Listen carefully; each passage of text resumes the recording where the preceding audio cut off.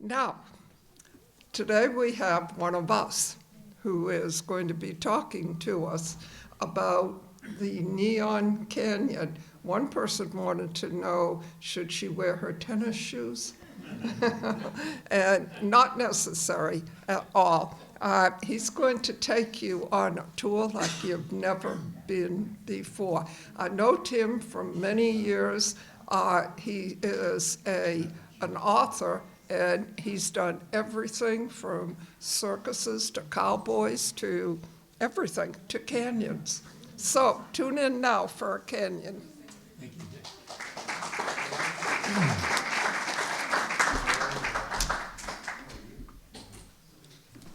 Howdy, everybody. You know, I usually sit in the back row back there, and I only see the backs of your head, so it's nice to see what's connected to the front. The genesis of the whole Neon Canyon thing is that I'm a board member of a group called the SCA, the Society for Commercial Archaeology.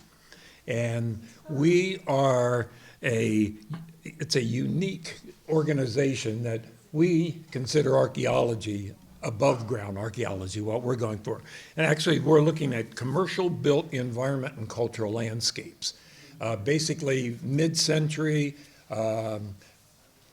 roadside stuff, basically, is a way to say it, but it's our official mission statement is long and contrived. But we go for the mom and pop restaurants, drive-ins, motels, neon signs, all kinds of signage. We're a group of over 700 people, and there's 4 or 5 of us that are members here in Nashville. And they asked me several years ago would I be interested in putting together what we call a road trip. It's a Friday night through Sunday night event. And I said, yeah, absolutely.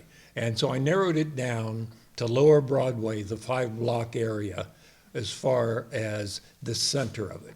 And I said, okay, what can I call this? And then I was standing there one night looking at the signs, neon on either side, and this narrow path down the middle. I said, it's a canyon. So I dubbed it a Neon Canyon. We met this past September, the 23rd through the 26th, or 22nd through the 26th, and we went all over the city, had a good time. Now, the SCA is a great organization, and I've got some newsletters up here you can take with you. And if you're interested, they just posted it this week, a recap of our 4 days in Nashville. So our website is sca-roadside.org. And information, of course, is in that. Okay, that area that we're talking about today has a long, long history. From the river, before the riverboat captains right up to today. But for the sake of time and for the sake of my interests, we're talking more about the modern, let's say, excuse me, the metamorphosis, the history portion from about 1942 on up to the present. And the Ryman Auditorium, which we all know of, I don't know have any of you ever seen that? That's painted on the side right where Beeman's Pontiac used to be, but on the Charlotte side. There's a building there with that painted on the side of it, which I thought was pretty cool. Okay, the Ryman Auditorium was built in 1892, and you can look at the Ryman as a catalyst for what we have out there today, because before 1940, the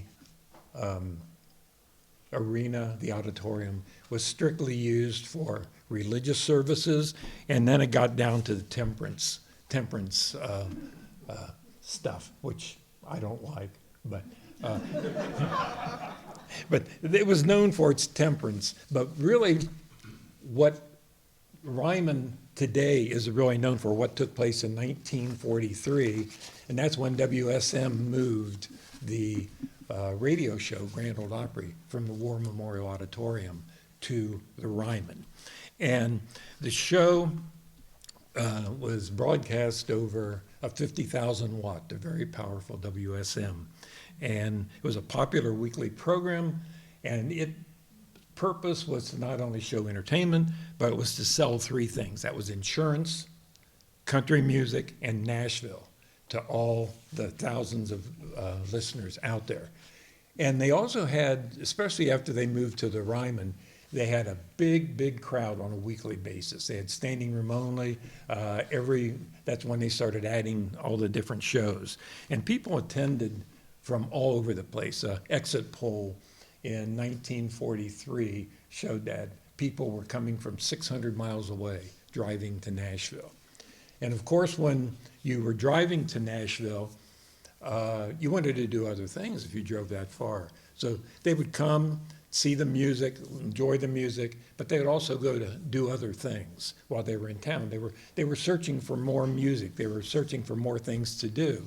And from about 1943, Broadway, Lower Broadway grew.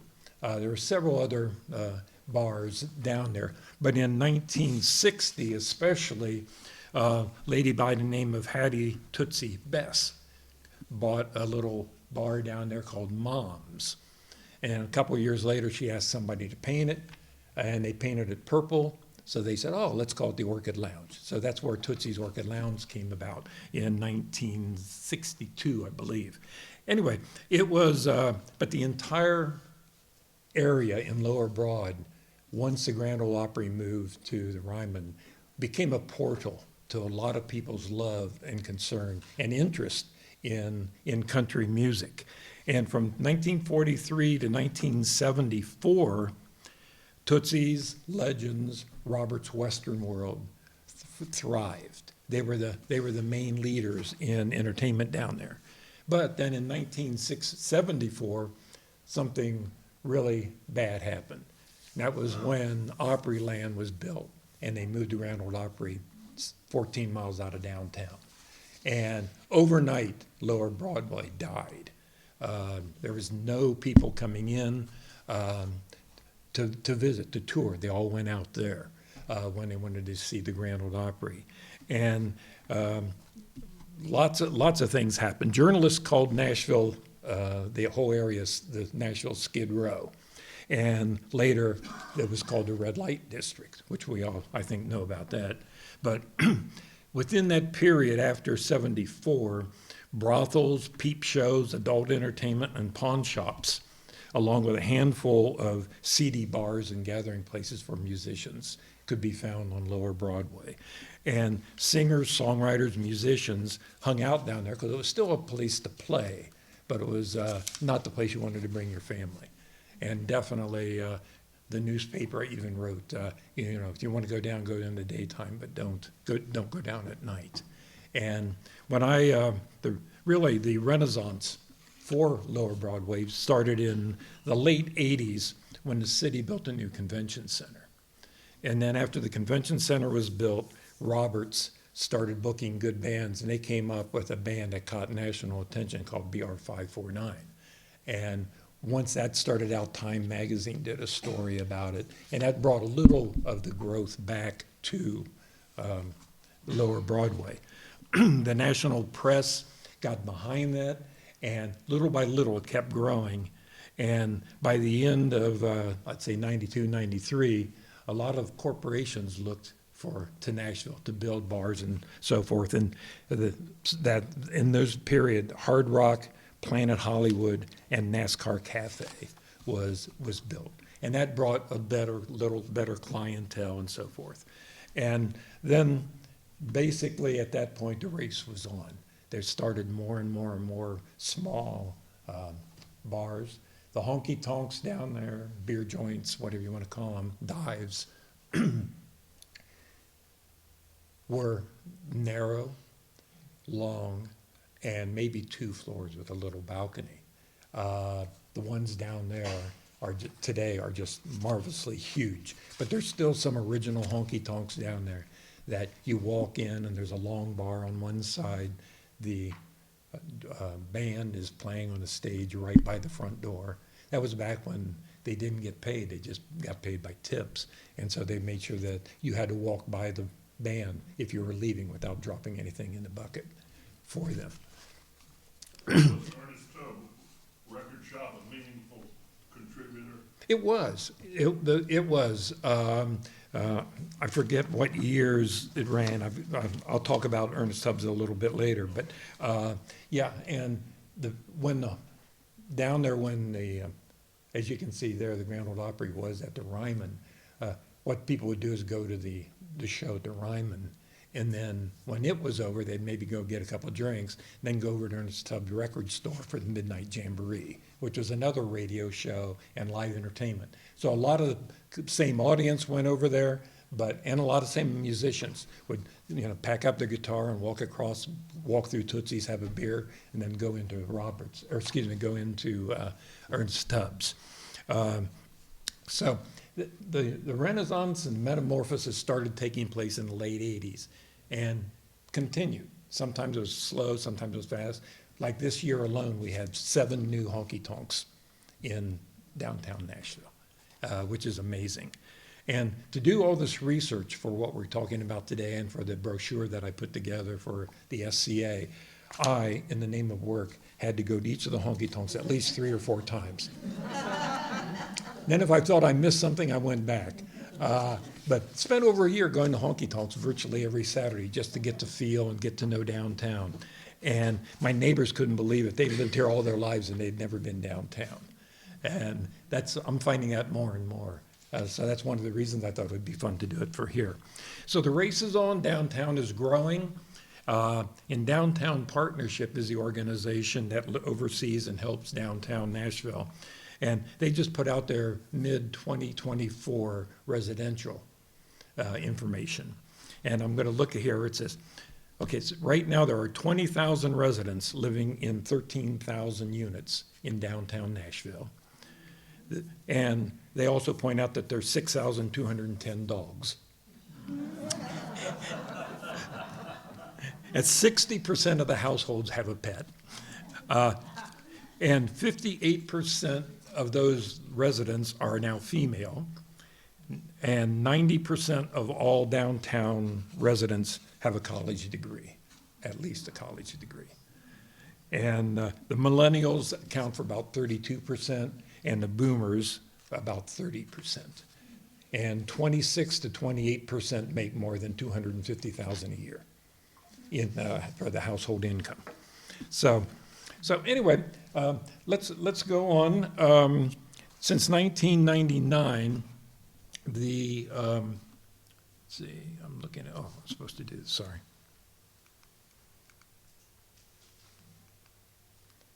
Okay. Anyway, since 1999, the rapid growth has really started. And when I got here in 1985, it was hard place to find live music in Nashville. Some of the bars, of course, out on the suburbs had them, but as far as people taking their family out or going to listen to live country music, it was hard to find back in '85. Now, can you imagine? There's 50 plus honky-tonks in downtown Nashville. Each one of them has at least 2 stages. Some of them have 3 or 4 stages, including the rooftop. And put a bar or put a band at each one of those. They're open from 7 days a week. They open at 10:30 or 11 in the morning, and they close at 2:30 in the morning. So bands will play a 2-3 hour stretch. Another band will come in. So there's more musicians making a living being a musician in Nashville than ever, which is kind of cool. You don't have to be a star or have a record deal to make it in Nashville anymore in playing music. And so anyway, when I said they even have tryouts for a band to be eligible to play downtown now. You have to go through like the honky-tonk school of music. And a couple Saturdays every month, they have open auditions, and you bring your band in and play. And then you kind of get the little check mark beside your name, and then all the other places know that they can hire them and that they pass the test. This group, the SCA group that I brought in town afterwards on the bus going back to the hotel after I picked them up that night, we're just in awe. And virtually everybody said, you know, any band we saw tonight could have been the lead band in our hometown.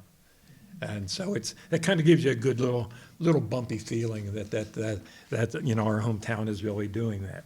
Okay, so our Lower Broad, basically in that period of time from the 60s up to what we have now, went from that, Tootsie's in 1960,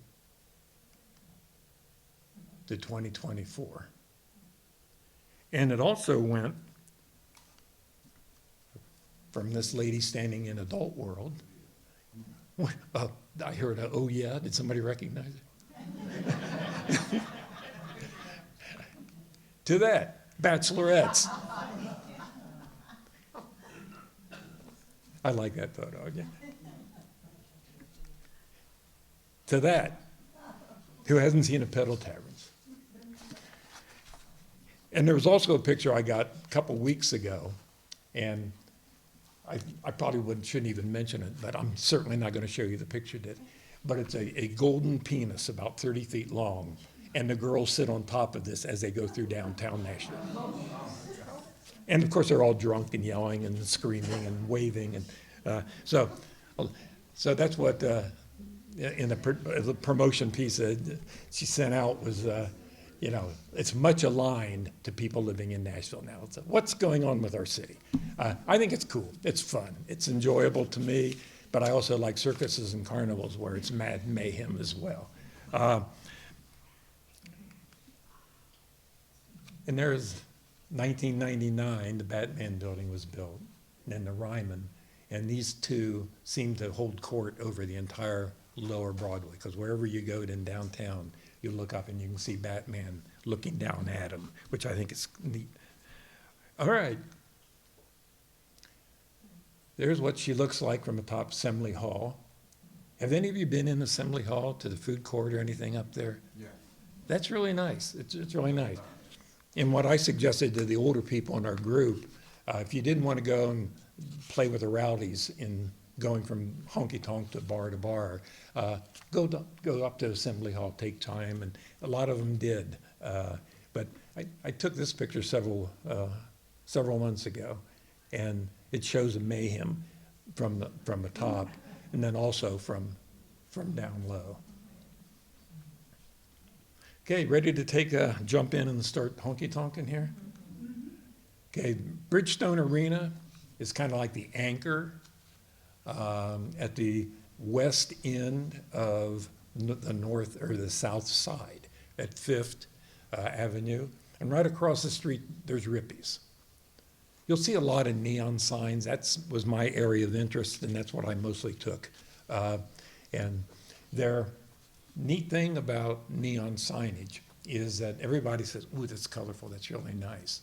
And museums are starting to buy old signs off of buildings and putting them into an area, either outside or inside, to show off neon. Well, that's not really the way you're supposed to see neon. You know, the neon is supposed to be entertainment. Neon was created for all the bars and restaurants back in the 20s, 15, 20s, 30s, that only came alive at night. That's when the neon showed bright. And it says, old saying amongst people who live neons and worked with neon with their own companies, say, where neon flows, the crowds go. And that's so right. But down here, our group especially, because these signs are not in a museum. These signs are actual working signs in an environment where they belong. They're there to attract attention. They try to outdo each other with color and activity, just to bring people through that door. That's the whole concept of a neon sign, as where just a plastic sign that's not going to do it. So there's a mellow mushroom. You probably had pizza at some mellow mushroom in the community.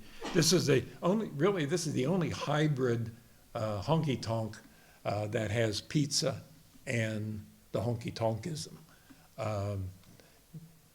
small place, narrow, but several floors. A lot of them, as we talked about earlier, are narrow, but they have multi-floors now, even the newer ones. There's AJ's Good Time, that's Alan Jackson. And this was the second celebrity honky-tonk actually to show up on Broadway. It opened in 2016. And this is in an 1850s building that served as a hospital in the Civil War. And then after that, it was the city's first used record shop. And then Alan Jackson took over in 2016. Right next door there's the Ernest Tubb record shop. Since 1947. I'm not sure how long ago I took that picture, but that sign was taken down this year. All the signage, there's no such thing as Ernest Tubbs anymore, as we knew it. The new owners said, who are very skimpy in details about what's going to take place, but it's thought to be, it's going to be a honky-tonk, a hybrid honky-tonk and record store. That's what I've been told. But the old sign has been, will be reworked and will be reinstalled. And what today we'll see several iterations of neon signs, where just the elements have been changed, but the sign stayed when the business has changed. And there's what it looks like today.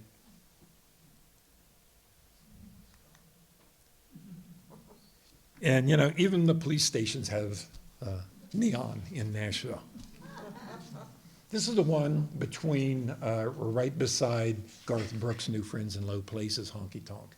And that was an old alley, from what I understood. And Garth had it built out into a substation for the entertainment district, because a lot of people were scared. A lot of people thought it was getting out of hand. And so when, when Garth built his place, he had that built out so the police would have a place in downtown Nashville. And that's being used right now. Now, this is an interesting iteration. The one on the right is a current one, Friends and In Low Places. Then if you look clear to the left, that was the very first Paradise. Better pay your bill. But Paradise Park Trailer Park was there. And then between that and Friends, the downtown sporting club was there. And in looking over pictures last night, looking for something else, there was something called Stretchers or Sturchers Furniture Store. Does anybody? Sturkey's? Beasley's was down there. Okay. But this building was Sturkey's. Okay, that's 411 Broadway, yeah. And their sign was turned into the Paradise Park sign. And so it's kind of neat that they're not destroying all this old signage. They're just conforming it to their new needs. So this is the same structure, but just with different tubing. Okay, and there's the inside of Friends in Low Places. Now that song, as you know, Friends in Low Places, and then they talk about the oasis. Garth put an oasis on his rooftop. Very well themed to everything that he was doing. People say, Nudi's honky. You still have a strip club downtown? Well, Nudi's is Nudie Cone, which was the tailor of the stars. He made a lot of the rhinestone suits and dresses for stars like Elton John, Elvis Presley. And this is in homage to him. Now, it's a four level, including the rooftop. The second level has been taken over by Tanya Tucker, and she has a tequila bar on the second floor. Not a whole location, just the second floor. And then to the left, I don't know if you can see it right, but that's Nudi's Eldorado, California, or Cadillac Eldorado, hanging over the stage. And that's a portrait of Nudie on the wall there. And then to the right is the longest bar in Nashville. That's a 100 feet long bar. And you see embedded on there 9,465 silver dollars. Yeah, same place, yeah, that's Nudies, that, right downtown, right beside Garth and Low Places. Even a rock star came into town this year, John Bon Jovi opened JBJ's. And it's, like I said, one of the 6 new ones. The newest one just opened Saturday, and that's Category 10 in the old Wild Horse Saloon. They're on 2nd, and Wild Horse has been out of business for quite a while. The building has just been sitting there, but it's owned by Opry, the Opry Lawn people. And they've gone in with Luke Combs to start Category 10. And I think 4 of their 5 floors opened this past Saturday. Have they rebuilt Hooters? I don't know. I don't think so. I don't think anything's been rebuilt down there yet. But anyway, the John Bon Jovi's is fun. I don't think it doesn't have the soul. I went down there right after it opened, and it just doesn't feel like Nashville. But maybe it's that, because it's not country music. But they have country music bands playing, so that doesn't make a lot of sense. Yeah, this is one of the first modern multi-level bars, and it's Honky Tonk Central. And you can see how open it is, including the rooftop bar and all the various. And you see on the right, Merchant's Restaurant, which you can just see the building. That was gutted by a fire several years ago, and it's still sitting there with nothing happening inside of it. And I don't know, they say they've got plans for it, but it's very limited in space, so I don't know what would work down there for them. Remember these old fortune teller machines? You put a quarter in and you get your machines out. Well, they got Willie, and of course, as you can see, I'm voting for Willie for president today. Does he smoke weed there? I didn't smell any, no. You can buy some out the back door, though, if you want. All right, I'll go with that. So that's Willie's, and then next door, the original automated fortune teller, Zoltar. There's one of those in a gift shop right next to this. This is in the Music City Showcase gift store. This is Jason Aldean's kitchen, and he has a huge rooftop bar and a big main stage area. And the picture doesn't really show it up well, but there's a John Deere tractor being used as the back bar for the main bar. And if you go there, worth the trip alone. I've gone back 3 times specifically for Mama Aldean's peach cobbler. It's great. It's worth a trip and having somebody drop you off and just going in and having that for dinner. 3 or 4 boot stores down there. It's always fun being at the airport on Monday morning, leaving town, and watching all the women who buy boots that aren't used to wearing boots. Never seen such convolution of young people walking along. It's real fun. And you can't pass that. I mean, there's, by one of them, Boot Country, on the other side of the Broadway, has, I think that's still signed, buy 3 pairs of, or buy 1 pair of boots and get 3 pairs free. So I don't know how they do that. Quality all the way, I'm sure. And of course, Kid Rock got into the business there. Their big-ass honky-tonk rock and roll steakhouse. And that sign is a little hard to see because of the background, but it's one of the coolest signs down there. They weren't allowed to put big ass on their sign, so they put a donkey there instead.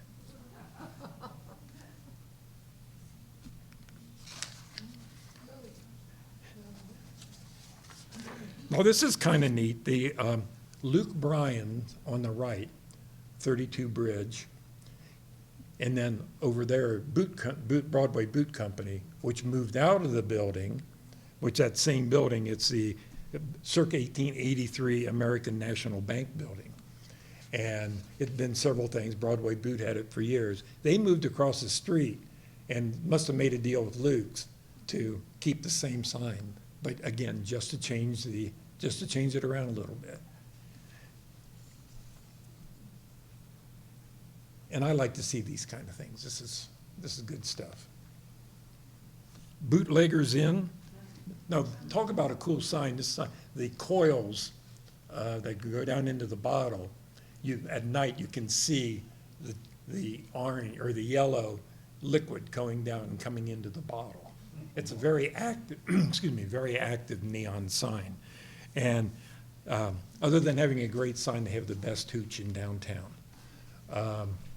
They treat moonshine like most other places treat whiskey. So it's a fun little place for people who like to sample they have moonshine flights, and then they have a moonshine of the day. Yes, ma'am.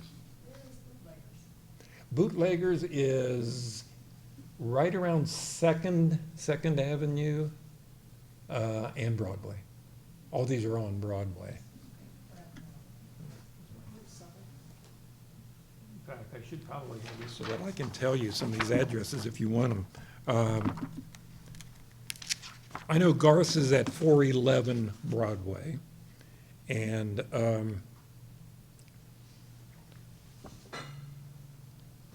I can't think, I'll look it up and tell you if you want specifically. That's great, but just generally, I wondered. Yeah, it's, Bootleggers is at 207 Broadway.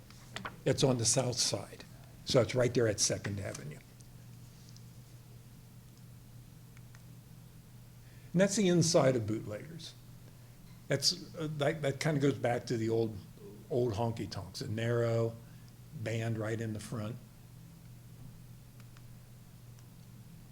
Now, the Acme Feed and Seed is a cool place. They have five floors, including the rooftop.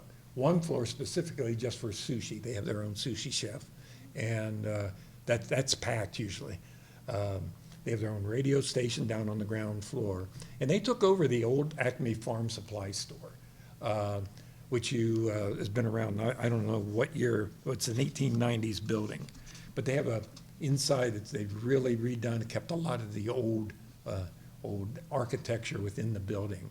And then on the right is a sign painted on the side of the building. We call that a ghost sign. Signs that have been built on buildings and are now starting to fade over the years.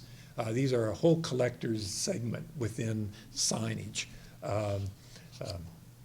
Not necessarily collecting, I shouldn't have said that, just something to look at and enjoy and photograph. But that's the original sign for Acme Feed. I moved to Nashville in 1985, and that was the only place at that time that I could go take my dog to go get flea dipped. So every time I walk in there, I think of walking in there with Zachariah getting a flea dip. Zachariah, yeah. Best dog ever. And that's from Acme's rooftop, which is a great view. And the day I was up there parching my dryness, General Jackson came into view. How perfect is that? Like I ordered it. So now we go across the street. There's against the Hard Rock. That's the ghost sign there for the old Benjamin Moore Paint Company. Usually Phillips Quarles. Very good. Thank you. And this is Chiefs on Broadway. This is another 1924 entry. And Eric Church is the owner of this. It's his. And this, like 2 weeks after it opened, became infamous worldwide, because this is the building from which Morgan Wallen threw the chair over and almost hit the policeman. So, I have a question. yes. Like it took a long time to renovate it, and look what, did they have issues with the walls, the whole structure, besides just the front? It looks like they were basically got more than they thought they were gonna. From my understanding, it's almost on all new building. That's the reason they took so long. And it used to be the site of Cotton Eye Joe's gift shop right down there. And behind their main stage, they have the original neon from Cotton Eye Joe's as a backdrop to the bandstand, which is cool. And but yeah, that took a long time to do that. And then they had Rodney Scott's Barbecue, which you might be aware of. Yes. I think what happened is they applied for facade basement, and so the building, the facade was saved, and what was behind the facade was demolished and rebuilt. I think that's the case because there was a steel structure around this building for a couple of years as they renovated it. And, Holding up the old facade. yeah, they kept the old facade because the facade easement is so valuable for tax credits. Oh, good, thank you. Didn't know that. Tom Morales did the same thing in Acme. Did he? And Rodney Scott is a barbecue, and they actually smoke it on the roof. They had to shut that down, didn't they? They did temporarily, yeah. From what I understand, it's opened again. They didn't get the right permits to do that. But they kept their restaurant open on the second floor during all that. Now, this is a second floor eating area of Miranda Lambert's Casa Rosa Tex-Mex and Cantina. And I love this place to eat because a big issue in downtown is, especially if you're with a bunch of people, you want to go out for dinner and want to enjoy the honky-tonks, it's virtually impossible any night of the week to talk to each other down there. It's so bloody noisy. And even when you're eating, there's a band blaring in front of you. So there's only a couple places up there. I can't think of the name of the place, but they have a sign out front. It's a restaurant, a couple places in town, and it says, "Absolutely never do we have live music." And they stand out from everybody. And here, the music is on the first floor, and on the third floor, you're on the second floor, all you hear is music in the background. It's recorded music. And what's really ironic, Miranda was married to Blake Shelton, and this is only 2 doors down from Blake's place, Old Red, which is kind of funny. I asked the waitress if they could play some Blake Shelton music, and she just stared at me. And so you've got this with a women's touch. This was the first one on Broadway that really a woman helped design, not the typical honky-tonk entrepreneur. And one other joined this year, Lainey Wilson, which is a rising star in the country music scene, took over the Florida Georgia Line's place and changed its name to Lainey Wilson's Bell Bottoms Up. And that's her logo. And she has, on the top is almost like the top floor, which is open. It has a little roof on it, but then it goes out. And she has a huge chandelier made out of disco balls. And it comes, and those pants and the bottom, bell bottoms come out of the bottom of that. And so they're also their outdoors upstairs is kind of a quiet zone as well. When Jimmy Buffett opened Margaritaville in 1990, he became the first celebrity-owned honky-tonk Broadway bar. And it's just like all the other Margaritavilles. But they don't have conch fritters. That's what I can't understand. No, hey, what? Conch fritters. Oh, I mean, that's the reason, margarita and a conch fritter is what you think of when you think of Jimmy Buffett. But they don't have conch fritters for some reason. I don't know. are there lost shakers of sauce there? Yeah, I found it. So Margaritaville came first, then came Alan Jackson in 2016, and they were followed very closely by Dierks Bentley Whiskey Row and John Rich's Redneck Riviera. And Redneck Riviera is very popular, John Rich as well, but it's very political, and they give a large portion of their proceeds to the first responders and to retired military. By the way, this is my favorite place. If I ever go missing and somebody asks you where I am, ask them to check in the Lucky Bastard Saloon. I like it because it's whimsical, it's big, it's airy, a lot of room in there, great bands. I think they've got the best selection of bands. You'll sit there and you'll hear a traditional country guy playing Devil Went Down to Georgia on his fiddle. and then you'll hear somebody singing Zombie by the Cranberries next. So it's very, very, very lot fun, and like I said, the whimsical environment, lots of lights, lots of color, lots of paintings on the walls, lots of them that I wouldn't want to share in here. And look at the chandelier at the Lucky Bastard Saloon, made out of Jack Daniels bottles. I asked the manager one day, I says, "So, how long did it take you?" He said, "Oh, that's a weekend."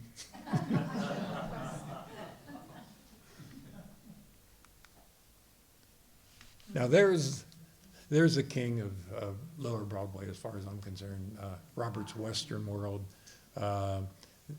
They were down there in the 70s, 80s, 90s, and brought a lot of people into downtown. Started out as a retail shop selling boots, then they started selling other things, and pretty much, I don't know if you can buy a boot there now, but the boots are still lining one wall, just to keep their whole Western World appearance. And their BR 549 was, again, the band that really, and one of the founders of BR 549 has since one of the people, I think, who purchased the old Woolworths building downtown. And they do a Shiners, it's called. It's a show on the weekends that he put together. And, you know, they've been voted the best honky-tonk in Nashville 18 years in a row. So if you want to get out, test your toes in honky-tonk, that would be a good place to start. Started out as Robert's Western Wear, then Yeah, Western Wear, and then went to Western World, yeah. And on the right is, if you're hungry, this is called the Recession Special. It's a fried bologna sandwich, a bag of chips, a moon pie, and a PBR beer. $6. We ought to put together a road trip. This group goes down and gets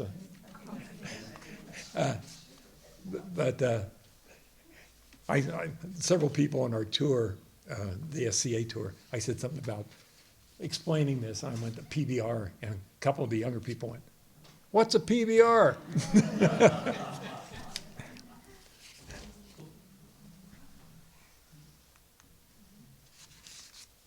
Now, the second fiddle, it's an 1897 structure.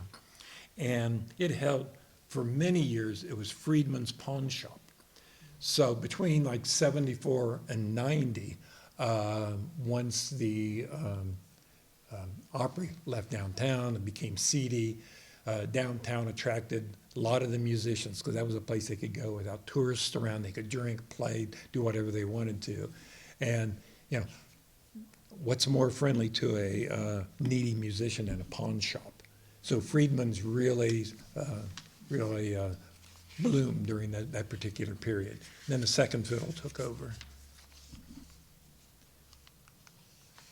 And the stage, it's another one of the early ones. It's right that whole, where Legends, Tootsie's, the stage, and Roberts, right in that one section in the northeast corner of Fifth and Broadway. That was the hubbub. That's where all the action took place originally. And then when places were built on the other side, it was kind of like, no, they're not going to do well if they're on the other side of the Broadway. But then that became and now everything, they even have the crisscross walks downtown now, where all traffic lights turn red and people just can scramble whichever way they want to go. Yeah. Neat part, other than the stuff outside, you'll see a lot of Nashville-themed indoor lights, LED as well as neon. You know, the Bud Light there in the lower corner, the two guitars, one for Royal Crown, the other one for ATM machines. It's themed. And this Ladies Love Outlaws is in Old Reds, Blake Shelton's place. And there's some other places in Nashville that are fun to look for.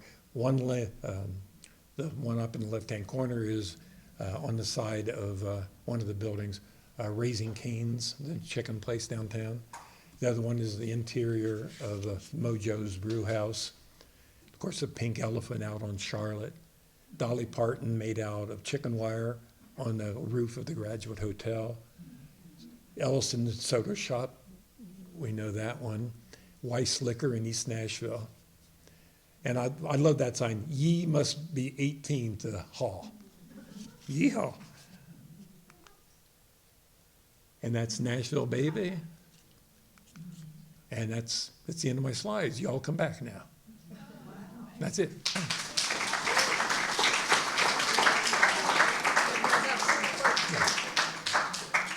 Okay, the feared questions. Yes. How long have you been associated with the Society of Commercial Architecture? I got my Archaeology. 25-year badge this year. Did you know Steve Eisenhower? I did not. No. Wasn't he one of the founders in Philadelphia?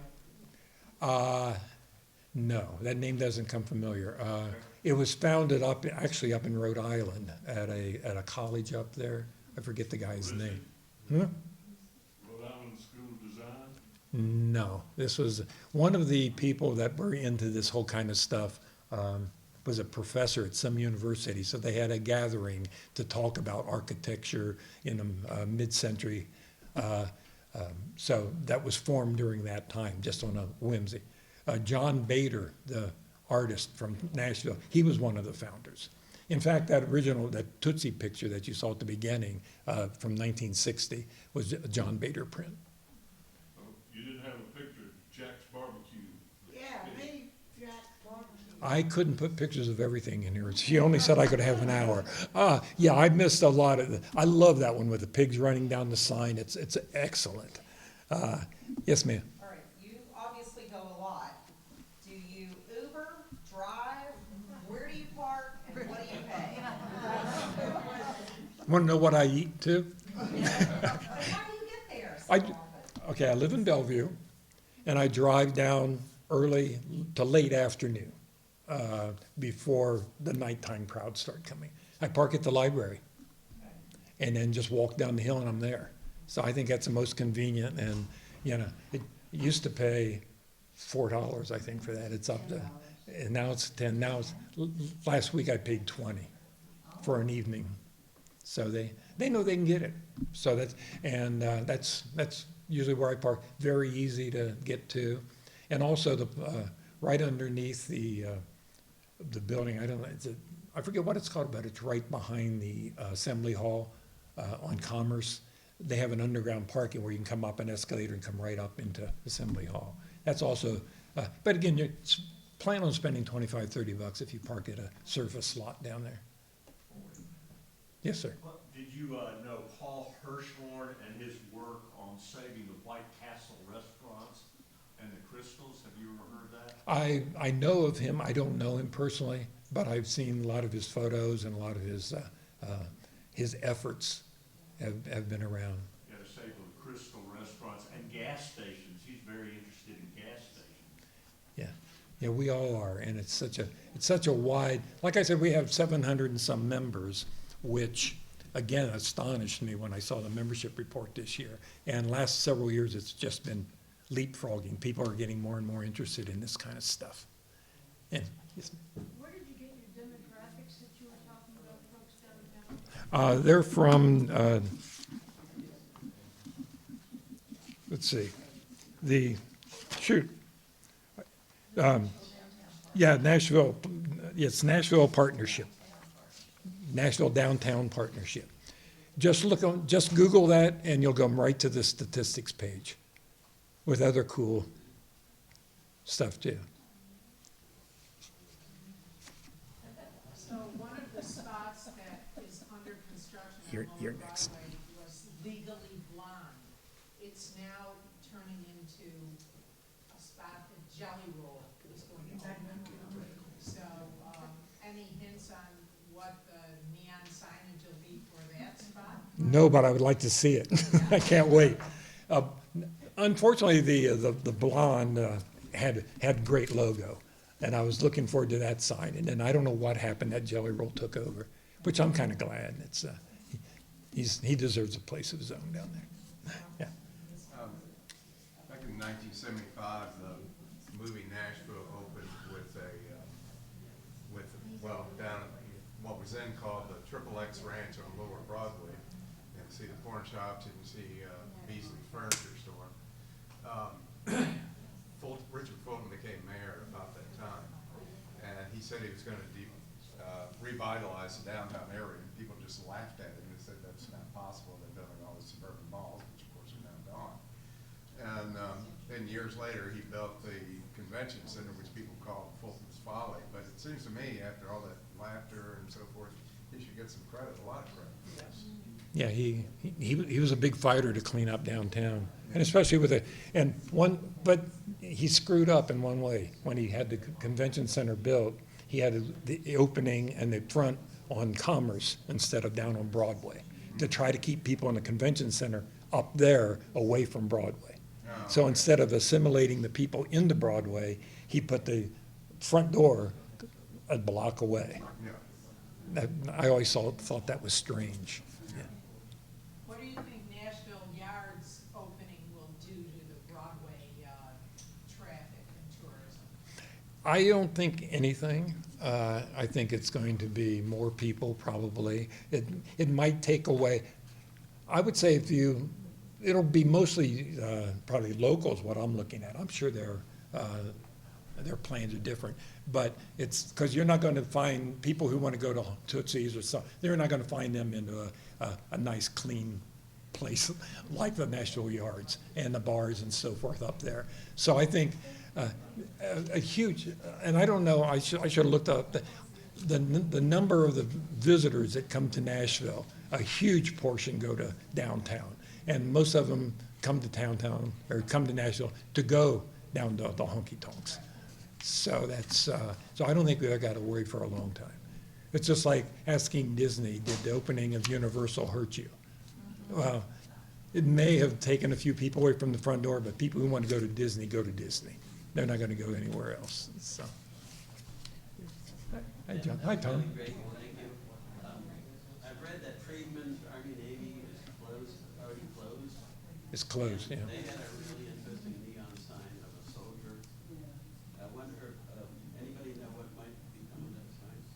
It seemed like a collector. It's been taken down, and I forget the name, a local neon shop has purchased it. And they're going to keep it, clean it up, and then the thought is that they're going to resell it to somebody who wants it in their own private collection or for their own, private use of the store or whatever. But yeah, luckily it was taken down and saved because that's such an iconic sign. And the store is closed. I drove by there yesterday, as a matter of fact. That whole area pulling down Hillsborough, going down, look to the left, you don't see that sign anymore, And Brown's Diner's got that ugly thing built in front of them now. You don't see their little diner store anymore. The world's gone to hell. What? Are Yeah. the neon signs primarily manufactured or put together in Nashville, or where do they come from?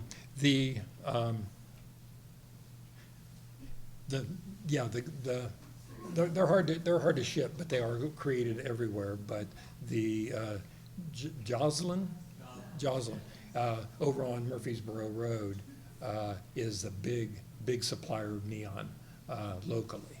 But now there's more and more. There's 4 or 5 smaller art studios that are creating neon signage for people, especially it's inside stuff. But it's quite an art. It's quite an art because you have to bend that glass and you have to mix what they call the noble gas. They call neon the noble gas to create specific colors and reactions and all that. It's quite an art form, which is luckily is coming back. I was an art major in college. I wish I'd known what sign maker makes now.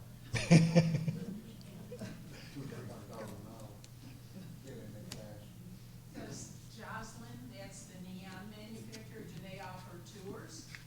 No. No, I tried to get my group to go take a tour. And first of all, they said, no, we're not open on weekends. Okay. And I said, well, we're bringing in, these people from all over the country. Well, I'm sorry, we just don't open. And then I said, well, what if we come in like Friday afternoon? Well, we don't like to give tours to more than one person at a time because we don't want to take take the attention away from our artists. And I don't know, maybe if I pressured them and offered them some money, maybe they would have done it. But How is it spelled? Jocelyn? I think it's Joslyn. Or no, Lin. Yeah, Lin. Yeah. She has Part quite of me thinks, you know, downtown is like Branson, but instead of, I've never been there, but, you know, theaters for performances, it's bars for musicians, but, you know, the tourists like it, so. Yeah, it's more of a comparison of Bourbon Street or Beale Street. Bourbon Street or Beale Street would be most likely, but Lower Broadway, I think, is like Beale Street on steroids. A lot louder, Janice Ian's used to live right near me in an old, near Lone Oak and Granny White in a big foursquare. And she had neon in all her windows, you know, everything from Foster's Beer to Cactus. it's funky and a lot of, I yeah. always like looking at it. Yeah, it's the thing about neon as opposed to LED is replacing a lot of neon signs because it's cheaper, it will hold up to storms, it won't break, but it doesn't move, where neon is living. It's a living gas. If you look at it close to a neon tube, you can see those little particles just activating each other and making it color. It's very, very eclectic in feel, thought, smell, the whole thing.